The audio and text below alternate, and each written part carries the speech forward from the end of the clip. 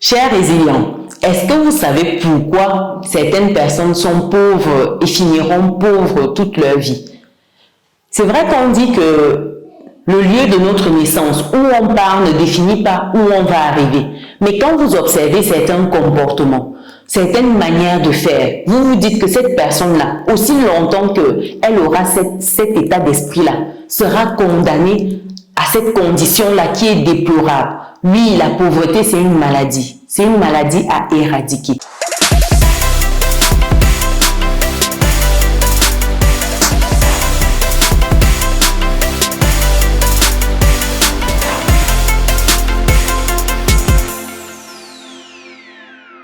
Je vais vous raconter une autre situation vécue récemment.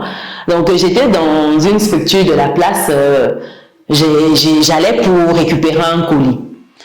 Entre-temps, il y a la pluie qui a commencé à tomber, donc étant bloqué, je ne pouvais pas retrouver le véhicule pour partir. Donc, il fallait attendre que la pluie cesse afin de prendre la route.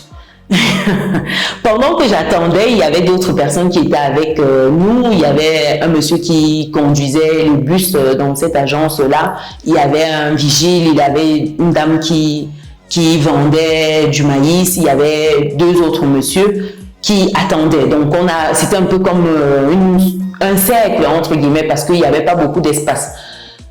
Donc, il y a un échange qui commence. Là, il y a un monsieur qui était, lui, moto-taxi, qui disait que lui, son objectif dans la vie, c'est de tomber sur une femme riche. Sa prière de tous les jours, c'est d'avoir une femme riche. C'est de pouvoir épouser une femme qui est fortunée. Et comme cela, il va sortir de la pauvreté. Mais il me disait que c'est sa prière quotidienne. C'est sa raison d'être. Il pense profondément qu'il doit tomber sur une femme riche.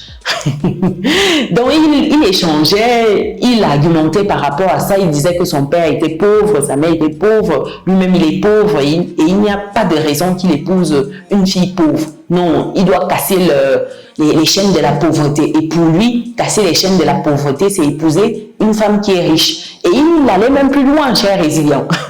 Il disait que la femme n'a même pas besoin d'être, j'ai envie de dire, je sais pas. Attention, ici, il faut prendre vraiment mes propos dans leur contexte. Donc, il disait que la femme n'a pas besoin d'être, entre guillemets, normale. Même si c'est une femme malade, handicapée, une femme qui n'a pas tous ses sens, et ainsi de suite, pour lui, ce sera bon.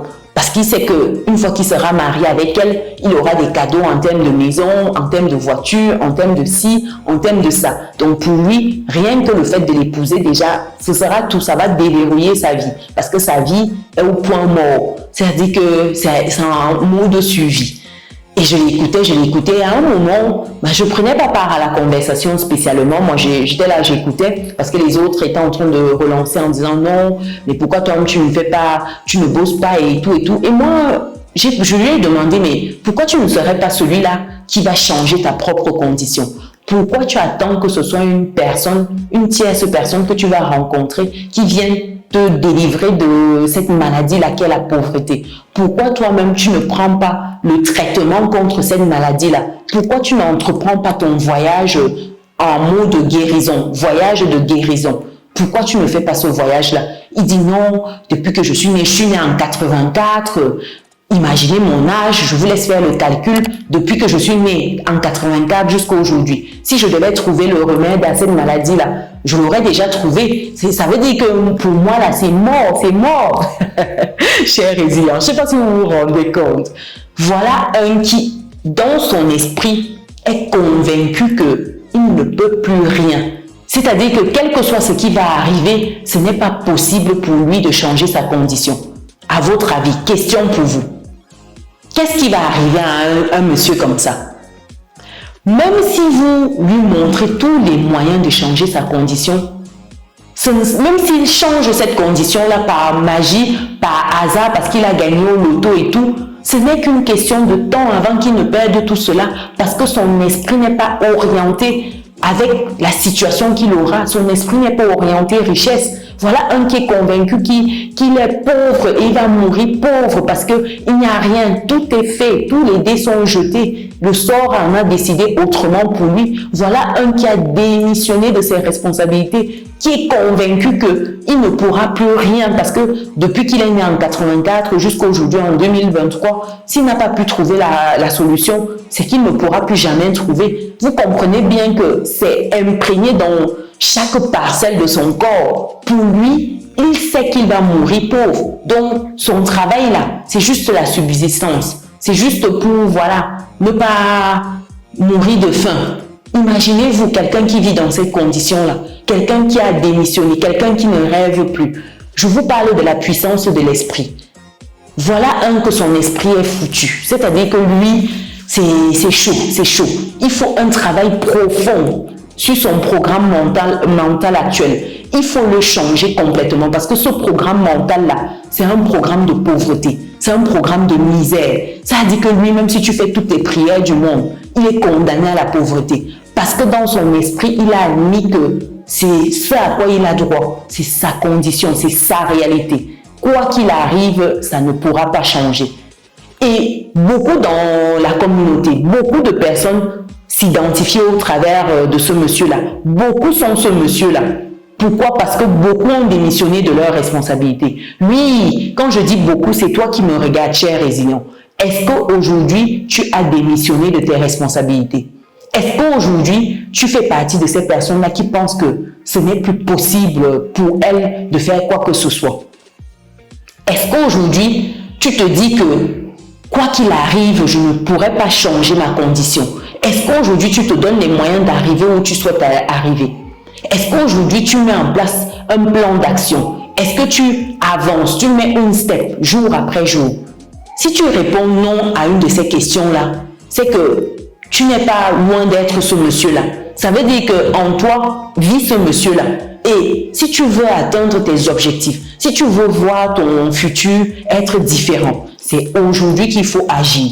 C'est aujourd'hui qu'il faut mettre en place des actions, qu'il faut se lever, aller bosser, aller mettre une step de plus, monter une marche, ainsi de suite. C'est aujourd'hui, ce n'est pas demain. Parce que les résultats que tu as aujourd'hui, cher résilient, ce sont les actions d'hier. Donc, si tu veux avoir des résultats différents demain, ce sont les actions d'aujourd'hui que tu dois changer. C'est mettre en place des programmes différents. C'est changer. Comme Einstein disait, c'est la folie de faire la même chose chaque jour et d'attendre un résultat différent.